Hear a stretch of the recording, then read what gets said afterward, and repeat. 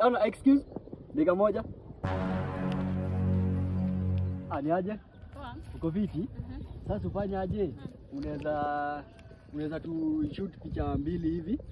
Alafu tupate ya kupost hata. Sawa. Sawa. Pause. Pause.